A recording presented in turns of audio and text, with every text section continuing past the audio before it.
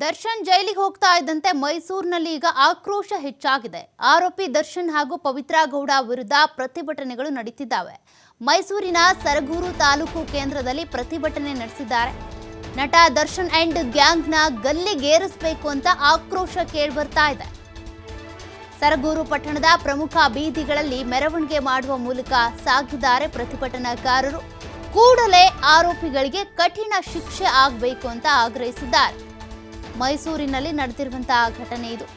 ಇಲ್ಲಿವರೆಗೂ ಕೂಡ ಆರೋಪಿಗಳ ವಿರುದ್ಧ ಮಾತನಾಡೋರು ಬಹುತೇಕ ಕಮ್ಮಿ ಇದ್ರು. ಎಲ್ಲರೂ ಕೂಡ ಫ್ಯಾನ್ಸ್ ಬಂದು ಆರೋಪಿಗಳ ಪರವಾಗಿ ಮಾತನಾಡ್ತಾ ಇದ್ರು. ಆದ್ರೀಗ ಪ್ರತಿಭಟನೆ ನಡೆದಿದೆ ಆರೋಪಿಗಳ ವಿರುದ್ಧ. ಆರೋಪಿಗಳನ್ನ ತಕ್ಷಣವೇ ಗಲ್ಲಿಗೇರಿಸಬೇಕು, ಅವರಿಗೆ ಕಠಿಣ ಶಿಕ್ಷೆ ಆಗಬೇಕು ಅಂತ ಮೈಸೂರಿನ ಸರಗೂರು ಪಟ್ಟಣದ ಪ್ರಮುಖ ಬೀದಿಗಳಲ್ಲಿ ಮೆರವಣಿಗೆ ಮಾಡುವ ಮೂಲಕ ಆರೋಪಿಗಳಿಗೆ ತಕ್ಷಣವೇ ಶಿಕ್ಷೆಯನ್ನ ಕೊಡಿಸಿ ಡಿ ಅಂಡ್ ಗ್ಯಾಂಗ್ಗೆ ಶಿಕ್ಷೆ ಆಗಬೇಕು ಅಂತ ಆಗ್ರಹಿಸಿದ್ದಾರೆ.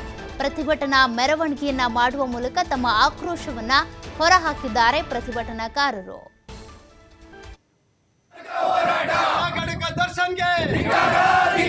ಚಿತ್ರನಟ ದರ್ಶನ್ಗೆ ನಾಗರಿಕ ದರ್ಶನ್ಗೆ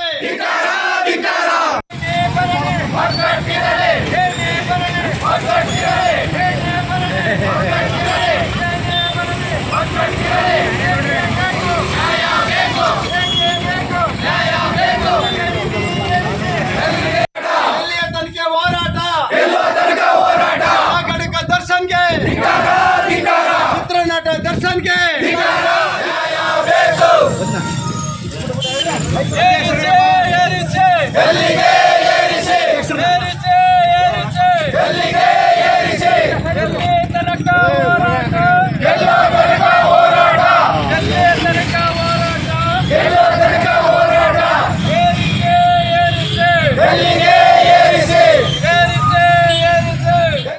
ಹಾಗೂ ಸಂಘ ಸಂಸ್ಥೆಗಳ ಒಕ್ಕೂಟದೊಂದಿಗೆ ಏನು ರೇಣುಕಾ ಸ್ವಾಮಿಯ ಹತ್ಯೆಯನ್ನು ಖಂಡಿಸಿ ಸಮಾಜದ ಎಲ್ಲ ಬಂಧುಗಳು ಸಂಘ ಸಂಸ್ಥೆಗಳು ಈ ಒಂದು ಪ್ರತಿಭಟನೆ ಕರೆಯನ್ನು ನೀಡಿದ್ದು, ಈ ಕರೆಗೆ ಹೋಗೊಟ್ಟು ಎಲ್ಲ ಸಮಾಜದ ಬಂಧುಗಳು, ಹಿರಿಯರು, ಗೋ ಮುಖಂಡರು, ಮಹಿಳೆಯರು ಎಲ್ಲರೂ ಆಗಮಿಸಿದ್ದಾರೆ.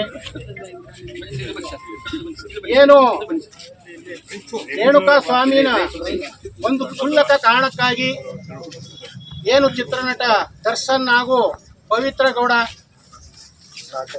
ಸಂಘ ಇನ್ನೂ ಇತರರು ಸಹಚರರೊಂದಿಗೆ ಏನು ಒಂದು ಗುಡಿಸಲಿನಲ್ಲಿ ಕೂಡಿ ಕರೆಸಿ ಅವ್ರನ್ನ ಕಿಡ್ನಾಪ್ ಮಾಡಿ ಅವರನ್ನ ಏನು ಯಾರು ಕ್ರೂರ ರೀತಿಯಲ್ಲಿ ಹತ್ಯೆ ಮಾಡಿದ್ದಾರೆ. ನಾವು ಟಿವಿಲಿ ನೋಡ್ದು, ಅಲ್ಲಿ ನೋಡದೆ ಹೋದ್ರೆ ಅದಂತ ನೋಡ್ಬಿಟ್ರೆ ನಮಗೂ ಕಣ್ಣೀರು ಬರ್ತದೆ. ಅವ್ರ ಮನೆಯವ್ರು ಯಾವ ರೀತಿ ನಡ್ಕೋಬೇಕು ಅನ್ನೋದೇ ಕಷ್ಟ. ಆದ್ದರಿಂದ ಏನು ಒಳಗಡಕ ದರ್ಶನ್ ಅವರ ಸಹಚರರಿಗೆ ಏನು ಈಗ ನಮ್ಮ ಪೊಲೀಸ್ ಇಲಾಖೆ ಏನು ದಕ್ಷತೆಯಿಂದ ಏನು ಕಾರ್ಯವನ್ನು ನಿರ್ವಹಿಸಿದ್ದಾರೆ, ಅದಕ್ಕೆ ಎಲ್ಲ ರೀತಿಯ ಸಹಕಾರವನ್ನು ಸರ್ಕಾರ, ಮುಖ್ಯಮಂತ್ರಿಗಳಾಗಿರ್ಬೋದು, ಬೇರೆ ಇತರ ಮಂತ್ರಿಗಳಾಗಿರ್ಬೋದು, ಶಾಸಕರಾಗಿರ್ಬೋದು, ಎಲ್ಲ ಪಕ್ಷದ ಮುಖಂಡರು ಇದಕ್ಕೆ ಸಹಕಾರ ಕೊಟ್ಟು ಅವರಿಗೆ ಅವರ ರೇಣುಕಾ ಸ್ವಾಮಿಯ ಹತ್ಯೆಯನ್ನು ಖಂಡಿಸಿ ಅವರ ಕುಟುಂಬಕ್ಕೆ ಒಳ್ಳೆಯ ನೆರವನ್ನು ನೀಡಿ ಅವ್ರಿಗೆ ಏನಾಗಬೇಕು